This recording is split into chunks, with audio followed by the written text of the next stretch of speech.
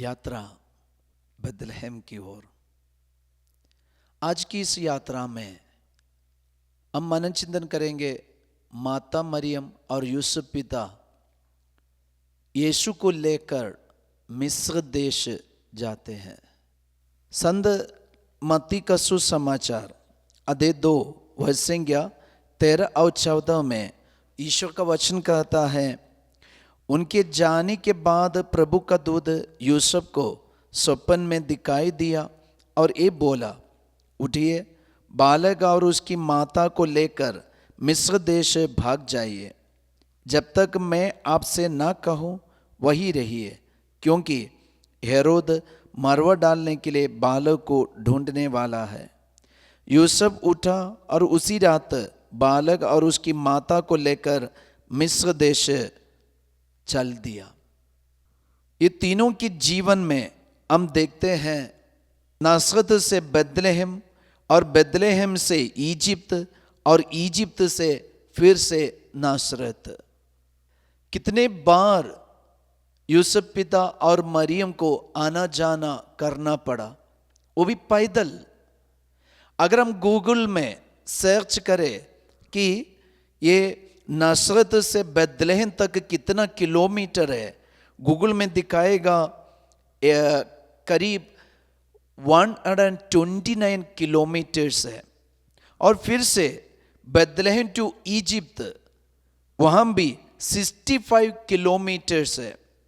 वे सब पैदल चले दिन और रात में। और इजिप्त से नासरत तक वहाँ का डिस्टेंस दिखा रहे 784 किलोमीटर्स। तो टोटल 978 मतलब करीब 1000 किलोमीटर तक इन दिनों में माता मरियम, यूसुफ पिता और यीशु को ऐसे ही घूमना पड़े। और ये यात्रा में इनको बहुत सारे बातों को झेलना पड़ा। पहली बात, कोई जानने वाला नहीं है, और कहीं विश्राम करना है, आराम करना है तो जान पहचाने वाला कोई नहीं। बहुत सारे दुख और परेशानियां झेल कर ये यात्रा किया है। अभी क्यों ऐसी की यात्रा करना पड़ा? बाइबल के आधार पर हम सोचे तो हमें पता चलेगा ये यात्रा की सच्चाई यही है, जब मनुष्य इंसान ईश्वर के विरुद्ध पाप किया तो इंसान ने जो पाप किया ईश्वर के विरुद्ध था। इसलिए ईश्वर ने ये पाप के लिए प्रायश्चित करना चाहता था, और ईश्वर मनुष्य बनकर धरती में आया। और ये प्रायश्चित का रास्ता, ये रक्षा प्राप्त करने का और पाप से मुक्ति पाने का रास्ता भी यीशु हमें बताते हैं। इसलिए आज यीशु जो रास्ता में दिखाया, ये रास्ते पर यूसुफ और मरियम को भागना पड़ा, इधर से उधर, उधर से इधर। ये पापों के लिए एक प्रायश्चित है। तो मनुष्य है यूसुफ और मरियम, वो वे दूसरों के, पूरे मानव जाति के पापों के लिए प्रायश्चित का रास्ता सिखा रहे थे। तो प्रिय भाई और बहन, आज यूसुफ पिता और मरियम ने क्यों ये रास्ता में इतना घूमना पड़ा? बस एक ही कारण, हमारे लिए एक शिक्षा देने के लिए। जब हमारे जीवन के यात्रा में हमें अकेलापन लगते और हमें बहुत घूमना पड़ते और बहुत सारे लंबी यात्रा में करना पड़ते हैं और आशीष का अनुभव नहीं होते, यीशु की उपस्थिति हमारे जीवन में नहीं होते, चिंता नहीं करना। हम भी अपने और दूसरों के पापों के लिए प्रायश्चित करके ये यात्रा में भाग ले।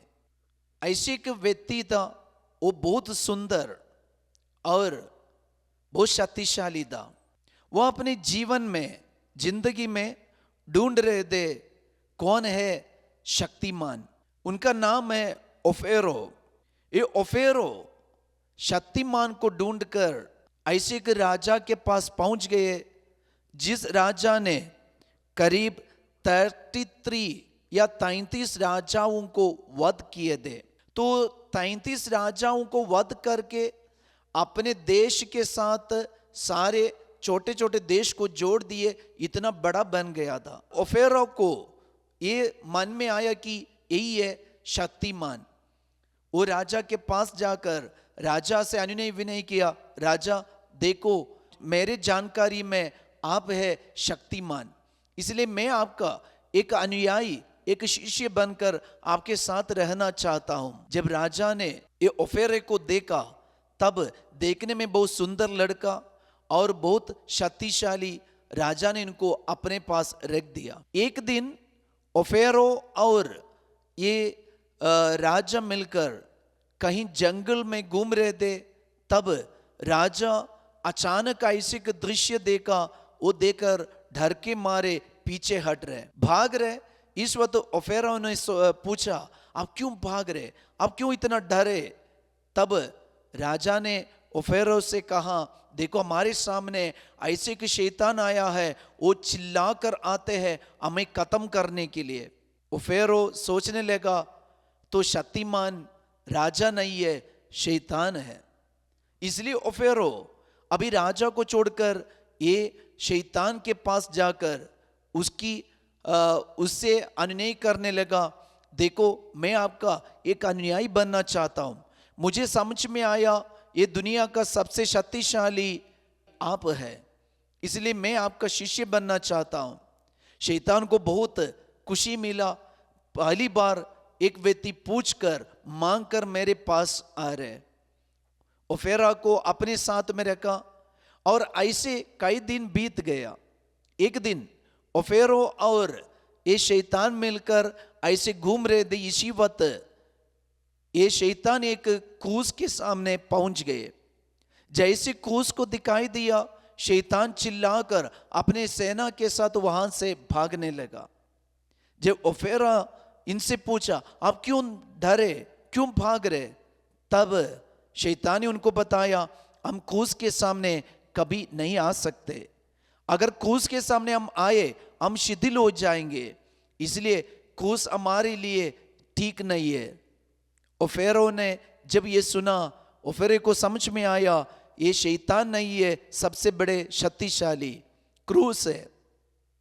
अभी क्रूस को ढूंढकर घूमने लगा, तब पता चला ये क्रूस यीशु का है। और यीशु को ढूंढकर अभी ओफेरो घूम रहे, बहुत दिन पार हो गया, लेकिन अभी तक यीशु को नहीं मिला। एक दिन ओफेरो ऐसे ही एक नदी के किनारे बैठे थे। इस वक्त अचानक वहां एक आंधी तूफान आए। ये आंधी तूफान के चलते वहां के नाव का ओनर और नाव का मालिक नाव को बांधकर जल्दी अपना घर चला गया। इस वक्त नदी के इस पार से उस पार जाने के लिए कई लोग आए, लेकिन मालिक नहीं है और ये इसको ले जाने के लिए, नाव में ले जाने के लिए कोई नहीं है। तो इन लोग परेशान हो गए और फिर ये देखकर बहुत दुखी हो गए। उसने कहा, देखो चिंता मत करो, मैं शक्तिशाली हूं बोल के ये ओफेरो ने एक एक को अपने कंधे पर बैठाकर ये नदी पार करके उस पार पहुंचा दिए। ऐसे सबको उस पार पहुंचे और बहुत मुश्किल से ओफेरो इस पार तैर के आ गया। ऐसे विश्राम करने के लिए सोच रहे थे, अचानक ओफेरो के सामने और एक बच्चा का रोना सुनाई दिया। जब मुड़ के देखा तो एक छोटा सा बालक वहां बैठे हैं, वो भी ऐसे उस पार जाने के लिए कोशिश कर रहे, लेकिन उसको ले जाने के लिए कोई नहीं।